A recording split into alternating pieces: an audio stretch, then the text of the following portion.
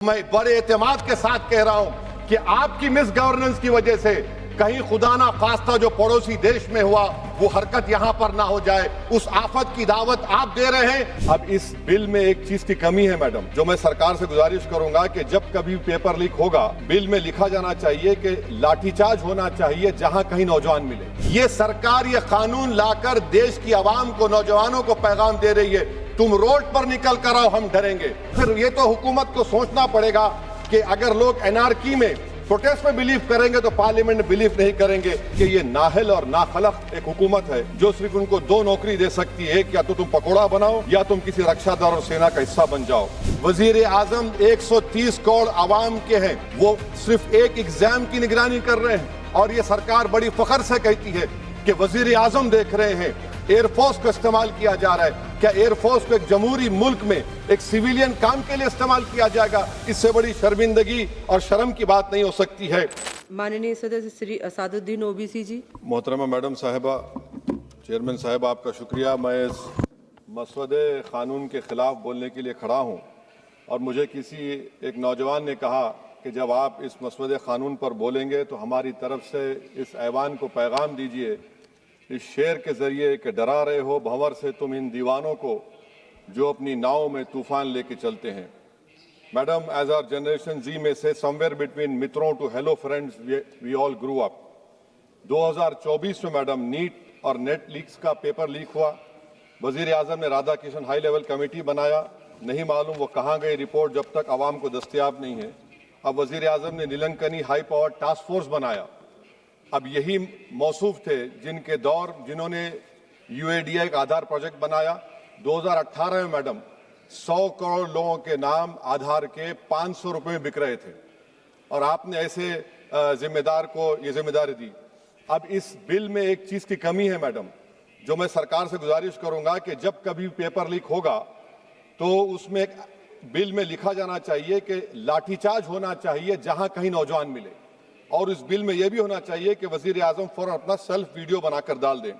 Madam, मैं इजहार यगानगी के लिए खड़ा हूं, नौजवानों के लिए जो आज पूरी उम्मीद खो चुके हैं तालीम के ताल्लुक से, जो उम्मीद खो चुके हैं नौकरी के ताल्लुक से, जो ट्रेनिंग के ताल्लुक से उम्मीद खो चुके हैं, मगर वो इसलिए अपनी उम्मीद को खो चुके हैं क्योंकि ये नाहल और नाखलक एक हुकूमत है जो सिर्फ उनको दो नौकरी दे सकती है, या तो तुम पकौड़ा बनाओ या तुम किसी रक्षा दल और सेना का हिस्सा बन जाओ। मैं एकजुहती के लिए खड़ा हूं उन नौजवानों के लिए जो जिनकी जिंदगियां बर्बाद हो चुकी हैं, मुसीबत और तकलीफ में हैं पेपर लीक की वजह से। मैडम, मैं खड़ा हूं उस 19 साल की लड़की के लिए जिसका नाम शेख सना है, जो नीट के री एग्जाम से पहले खुदकुशी कर अपनी जान खो दी। मैं पूछना चाहता हूं सरकार से कि क्या कानून बदलने से, सेल्फी वीडियो बनाने से, इस्तीफा लेने से, स्पेशल टास्क फोर्स और स्पेशल कोर्ट बनाने से क्या सना अपने माँ बाप को वापिस आ जाएगी? ये सरकार को जवाब देना है। ये सरकार इतनी बेहिसी और बेरहमी के साथ इन नौजवानों से उनसे बर्ताव कर रही है, ये बिल्कुल नौजवानों से दूर हो चुकी है। इनकी तकलीफ को समझना छोड़िए, एहसास भी इनमें खत्म हो चुका है। ये मसवदा कानून क्या है मैडम, जो 2024 के कानून में नहीं था? UGC NET, UGC CSIR NET, NEET 2 मरतबा पेपर लीक हो गया। आप जुर्माना बढ़ा रहे हैं, आप सजाएं बढ़ा रहे हैं। आखिर बताइए, ये बढ़ाने से कुछ होने वाला है क्या? असल गलती कहां पर है? आपने इन अकाउंटेबिलिटी को खत्म कर दिया, इन्वेस्टिगेटिंग एजेंसीज को कोई ताकत नहीं दी और आप इन्वेस्टिगेशन को इख्तियार भी नहीं देते कि जो पेपर लीक करते उनको सजा दी जाए। कितने अफसोस की बात है मैडम कि आईएएफ को इस्तेमाल, इंडियन एयरफोर्स का इस्तेमाल किया जा रहा है। वजीर आजम 130 करोड़ आवाम के हैं, वो सिर्फ एक एग्जाम की निगरानी कर रहे हैं और ये सरकार बड़ी फख्र से कहती है कि वजीर आजम देख रहे हैं। एयरफोर्स को इस्तेमाल किया जा रहा है। क्या एयरफोर्स को एक जमहूरी मुल्क में एक सिविलियन काम के लिए इस्तेमाल किया जाएगा? इससे बड़ी शर्मिंदगी और शर्म की बात नहीं हो सकती है कि एक सरकार किसी, और ये क्या बताता है मैडम कि ना वजीरों पर भरोसा है ना वजीर आजम पर भरोसा है, तो फिर इसीलिए हम इंडियन एयरफोर्स को इस्तेमाल कर रहे हैं। मेरी आपसे ये बोलना ये है कि स्पेशल टास्क फोर्स क्या है, हाई लेवल कमेटी क्या है? पूरा सिस्टम खराब हो चुका है, पूरे सिस्टम को बदलने की जरूरत है।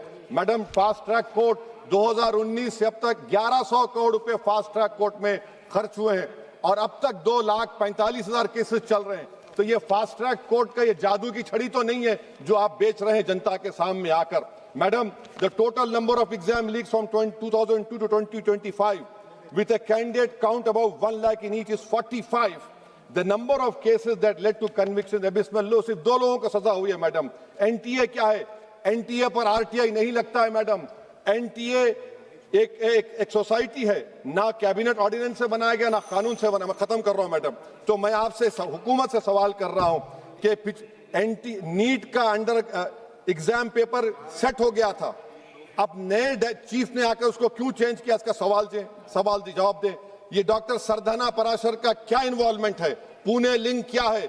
ये इनोवेटिव व्यू टेक्नोलॉजीज को 2018 से क्यों कॉन्ट्रैक्ट दिया जा रहा है बगैर टेंडर के?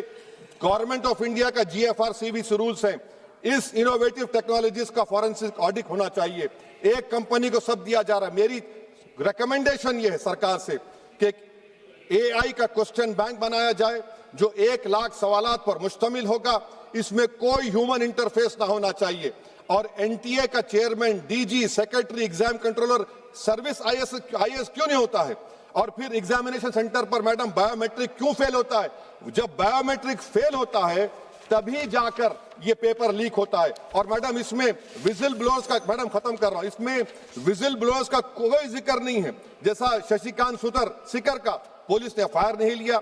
नीट UGC नीट का CBSE में दीपक ठाकुर, ये कुछ नहीं लिया गया।